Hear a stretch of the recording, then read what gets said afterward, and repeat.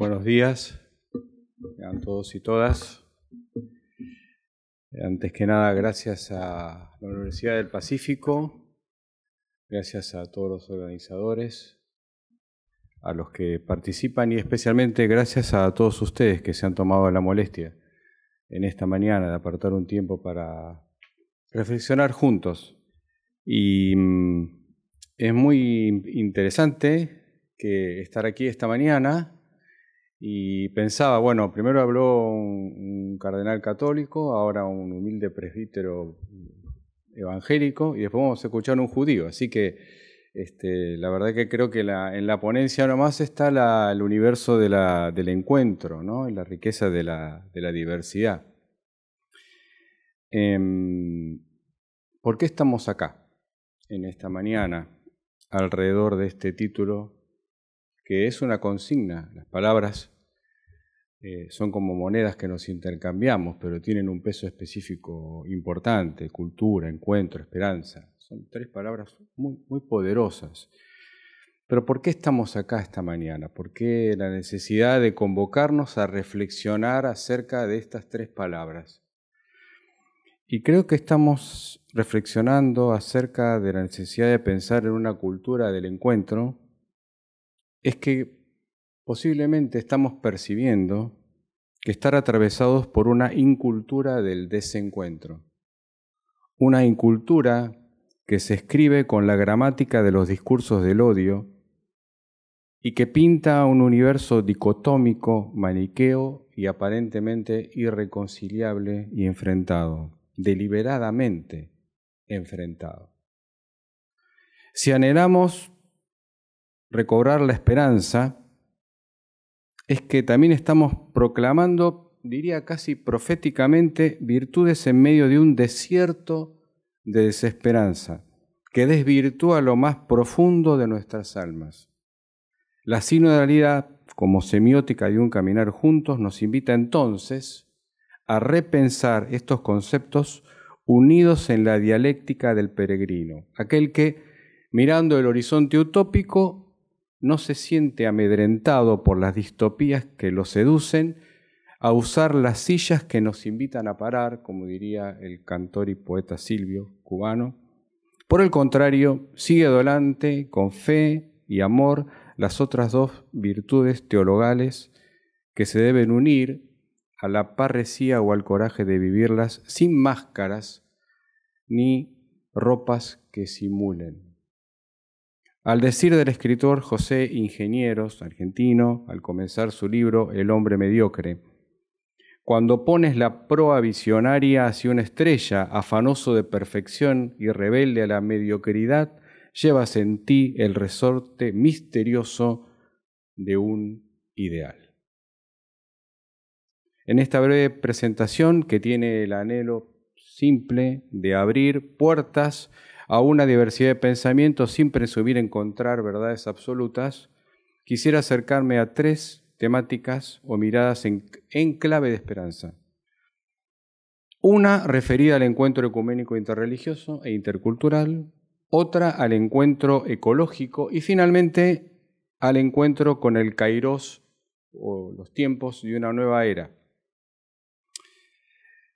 En lo que tiene que ver con la esperanza en el encuentro ecuménico interreligioso, en términos de esperanza, no desconocemos que este camino sinodal ecuménico se da en medio de dos guerras mundiales, o ecuménicas, o tierra habitada, sumadas a una infinidad de conflictos bélicos o guerras en pedacitos, etnocidios, ecocidios, genocidios en varias zonas de nuestra casa común.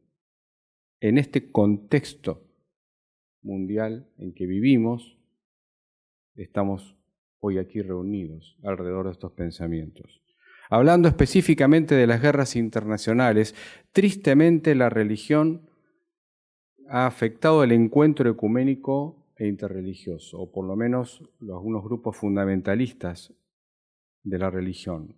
En una de ellas, la convivencia dentro de nuestros hermanos ortodoxos, que parece humanamente irreconciliable. Estoy hablando de guerra en Ucrania. En la otra, cercana a Tierra Santa, las religiones judías e islámicas que vivieron hasta no hace poco tiempo en armonía, ahora están enfrentadas. Las rupturas dentro de las religiones del tronco abrámico se han trasladado hasta nuestros países en Latinoamérica, afectando seriamente décadas de construcción, de diálogo, encuentro y convivencia en la diversidad. La sentencia de Jesús sobre las divisiones mencionadas en el capítulo 3 del Evangelio según San Marcos nos llevan a reflexionar sobre una norma universal. Si un reino está dividido contra sí mismo, ese reino no puede mantenerse en pie. Si una familia está dividida contra sí misma, esa familia no puede mantenerse en pie. Marcos capítulo 3, versos 24 al 25. Sin perder de vista la problemática mundial planteada, bien podemos tomar la pedagogía del encuentro esperanzador desde las periferias hacia el centro, desde lo cotidiano a lo universal o desde lo familiar a lo mundial. Mencionaré dos ejemplos concretos, vivenciales para mí en lo personal. En un barrio pobre de un suburbio de Buenos Aires, un hombre se acerca a una iglesia cristiana y es convencido por su mentor espiritual de destruir simbología religiosa, cristiana también, que tiene su cónyuge. Esto no es un invento, esto es un caso real. Lo hace con una violencia inaudita, convencido de actuar en nombre del Señor contra las fuerzas del mal. El matrimonio se enfrenta, la familia se divide, el barrio toma partido por uno o por el otro. La convivencia pacífica que había logrado la pertenencia humilde se ve blasfemada y pisoteada por el fundamentalismo del odio. Nada de Dios hay allí. Urge una presencia local ecuménica que desactive las armas del conflicto y conduzca a puentes de diálogo, de paz y de amor. En otras ciudades de Latinoamérica, los ministros de la religión se ven tentados a tomar partido por uno u otro candidato en medio de una elección polarizada. Utilizan sus púlpitos, sus actos, sus redes sociales, influencias, para convencer a sus fieles de que un candidato representa el bien y el otro, obviamente, representa el mal. Uno que viene como mensajero de Dios y el otro que viene como mensajero del diablo. Creo que no estoy hablando nada ajeno a la realidad. Lo pongo en palabras bonitas, algo que es atroz, pero me parece que nos atraviesa, o lo hemos visto de alguna manera, o por lo menos han contado. Nuevamente, en nombre del Señor que ama a todos por igual, su espíritu es blasfemado y banalizado. Se requiere urgentemente la recuperación de niveles de espiritualidad divina que sean superadores del vuelo rasante de estos discursos fóbicos. Este ecumenismo familiar y pueblerino podría ser la semilla que a la larga germinará en árboles de paz para que bajo sus ramas se cobijen generaciones futuras. Ramas de diálogo y de encuentro que produzcan fruto de justicia y hermandad, porque la sinodalidad ecuménica en clave misionológica no se agota nunca en las bibliotecas ni en los debates filosóficos o teológicos abstractos. Es más, se condensa, resume, consuma y eterniza en la práctica sinodal de la vida de los pueblos sencillos y en la mesa familiar de los que buscan a Dios de la forma en que deseen hacerlo. El sentido nuclear de este proceso sinodal no ha cambiado de eje ni de guía, pero sí ha mutado de historicidad humana y de temporalidad en los hechos. Del mismo modo, y como se ha expresado en los párrafos anteriores, la vivencia interreligiosa, popular, sencilla y humilde no es la misma que hace un par de años. La escucha, el caminar, el encuentro y la vivencia del pueblo sabio de Dios ha percibido que más allá de sus identidades confesionales estamos unidos como pocas veces en la historia, solamente y suficientemente por nuestra propia fe. Quizá sea el momento que se acceda a las bases, se vuelva a las bases, a estos pilares de la ecología integral, intercultural e interreligiosa para repensar, releer o revalorar esta sinodalidad ecuménica. Quizás sea el momento de comprender la profundidad del llamado y la urgencia del kairós ecuménico que surgen de las palabras del Papa Francisco. El camino hacia la unidad de los cristianos, el camino de conversión sinodal de la Iglesia, están íntimamente vinculados, tan vinculados que se pueden entender el uno sin el que no se pueden entender el uno sin el otro, y cuánto más necesario en estos tiempos. El segundo punto tiene que ver con la esperanza en un encuentro ecológico. A ver, ustedes saben que los protestantes no nos llevamos muy bien con el latín, pero voy a leer Spens nos confundit. ¿Está bien? Bueno, yo lo traduzco al castellano. La esperanza no defrauda. Es el texto bíblico elegido por el Papa Francisco para encabezar la convocatoria al jubileo ordinario del año 2025. En un mundo atravesado por la desesperanza, que se siente defraudado por quienes habían depositado su confianza, está llamado a la esperanza de fe restituida en un soplo de vida nueva.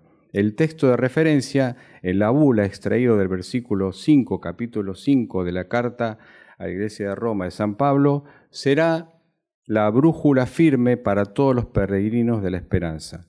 Al recorrer el texto del documento, toda esta carta bíblica se transforma en una hoja de ruta hermenéutica que el mismo Papa Francisco explicita.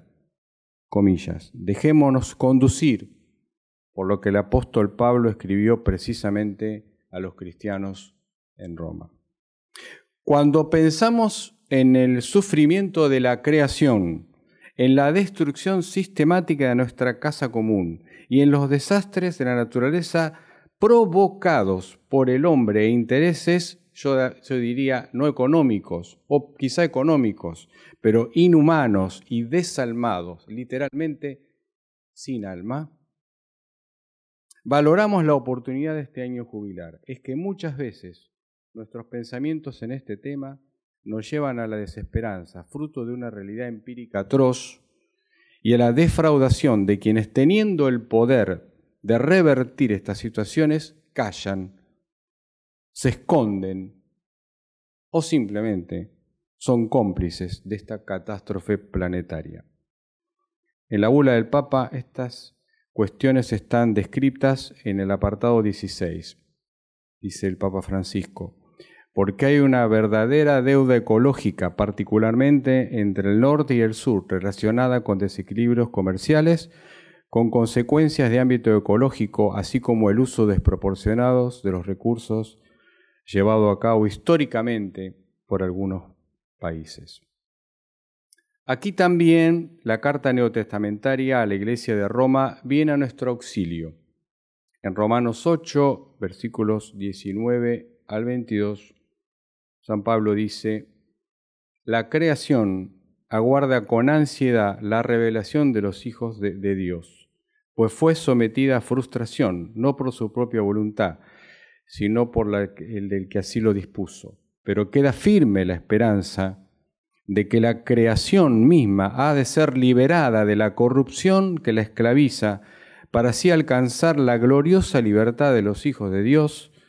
Sabemos entonces que toda la creación todavía gime a una como si tuviese dolores de parto. Más allá de las tradicionales lecturas escatológicas de un cielo nuevo y tierra nueva, en Apocalipsis 21, este texto nos invita a peregrinar hacia una reflexión esperanzadora del apóstol de los gentiles. La revelación del pueblo de Dios, puesto en términos soteriológicos, o el advenimiento del reino de Dios, generan en la poética paulina una ansiedad de espera que deja de lado la frustración presente. La palabra para ansiedad es, acá el griego, lo voy a decir en griego, apokorapdokia, seguramente lo dije mal, pero si hay algún griego acá que me corrija, que se deriva de la palabra cara, cabeza. ¿Qué es esto que quiero decir? ¿Qué significa esperar con la cabeza erguida? O sea, levantemos la frente, no esperemos con la cabeza agachada, vencidos. No, es una esperanza que nos llama en su etimología griega a esperar con la cabeza erguida, con el cuerpo erguido. Y la mirada fija en ese punto del horizonte de donde ha de venir el objeto esperado. Esa ansiedad erguida de lo creado tendrá su ancla firme justamente en la esperanza. Esperanza que el mismo texto lo define como liberación. ¿Liberación de qué?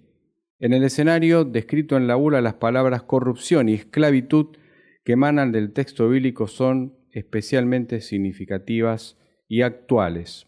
La corrupción de los poderes políticos que desprecian el cuidado de la creación, la someten a un régimen esclavizante en donde los carceleros se benefician en sus recursos monetarios y el pueblo sencillo gime dentro de un sistema penitenciario atroz. Este gemido de la creación es asimilado metafóricamente como dolores de parto por el apóstol Pablo. Esta imagen de una creación parturienta trae consigo, sin embargo, una figura esperanzadora. La esperanza de un niño nuevo, una creación en su máxima pureza, una criatura con una pulsión de vida y un futuro de liberación del fraude sistémico actual. Dicho en otras palabras, el nacimiento de una esperanza que no defraudará. El Papa Francisco, voy bien con el tiempo, ¿no? ¿Cuánto? 6, me sobra. El Papa Francisco referencia también esta atención de espera en la plenitud de la creación.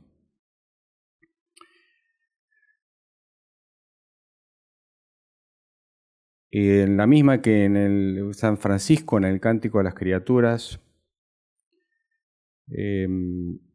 escrito hace 800 años, veía la creación como una gran familia donde llamaba hermano Sol y hermana Luna.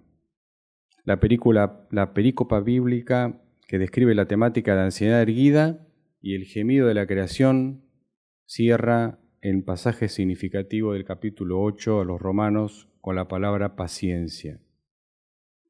Esta esperanza paciente de liberación, redención y recreación de la casa común están íntimamente relacionados con la redención del ser humano creado a imagen y semejanza de Dios. Creación cósmica que tiene el ADN de la inculturación del encuentro supremo en la figura de Dios encarnado en Jesucristo. Podemos afirmar con seguridad paciente pero valiente, la esperanza no defraudará a la creación. Y finalmente, esperanza en el encuentro con el Kairos de una nueva era. La forma de medir los tiempos en nuestras vidas, como todos sabemos, no siempre coinciden con el calendario. No ha sido así con las eras históricas que utilizamos.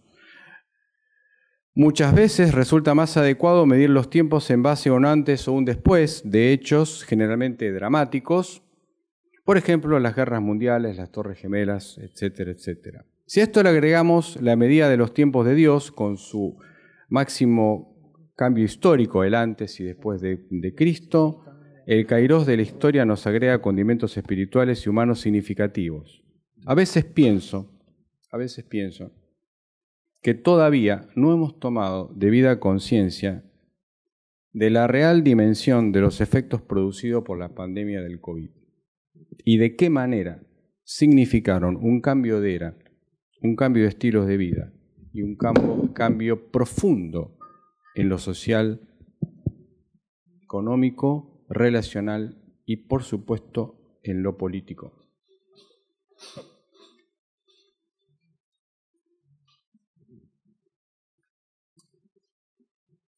El Papa Francisco, en un discurso de Naciones Unidas en el año 2020, dijo claramente, de una crisis no se sale igual. O salimos mejores o salimos peores. Por ello, esta coyuntura crítica Nuestro deber es repensar el futuro de nuestra casa y proyectos comunes. Es una tarea compleja, dice el Papa, que requiere que piensa en honestidad, coherencia, en el diálogo, a fin de mejorar el multilateralismo y la cooperación entre los Estados. Esta crisis subraya aún más los límites de nuestra autosuficiencia y común fragilidad y nos plantea explicitarnos claramente cómo queremos salir, mejores o peores. La pandemia nos ha mostrado que no podemos vivir sin el otro o peor aún, en contra del otro. ¿Cómo salimos de la pandemia? ¿Peores o mejores? Dejo abierta la pregunta a ustedes. En términos de memoria, 4 años representa un tiempo cronológico considerable, aunque algo breve para aventurarnos en evaluar sus efectos. Pero si le damos el lado del crono riguroso, nos adelantamos en el kairos de la mesura de los tiempos planetarios divididos, la mirada se diversifica y se hace más compleja. ¿Cómo desconocer que en ese espacio cósmico transcurrimos una pandemia que suspendió y a la vez eternizó el tiempo? ¿Cómo medir el aceleramiento del reloj de la vida planetario que gira alrededor de su propia dinámica? ¿Cómo encuadrar la pospandemia en términos de tiempo infinito atravesado por 2 guerras? Muchos de nosotros dividimos nuestra memoria en hechos de nuestras vidas, como un antes y después de la pandemia. Otros, sea por efectos traumáticos o el ejercicio de una autodefensa negacionista, eludimos los recuerdos de esos tiempos, echando mano a la máxima: lo que no recuerdo o no pienso no existió. La esperanza es una virtud teologal. Como tal, responde al lumen epicentral del corazón de Dios, que abre nuestros horizontes más allá del límite de nuestro realismo pesimista, somete a la presión de un mundo desesperanzado. La esperanza es per se revolucionaria, porque con su pulsión de vida pone en conflicto los disvalores involucionarios que nos afectan y aterrorizan. Al decir de Hannah Arendt, toda esperanza lleva consigo un temor, y todo temor se cura a sí mismo, girándose hacia la correspondiente esperanza. Walter Benjamin diría: la esperanza ha de brotar de los que carecen esperanza.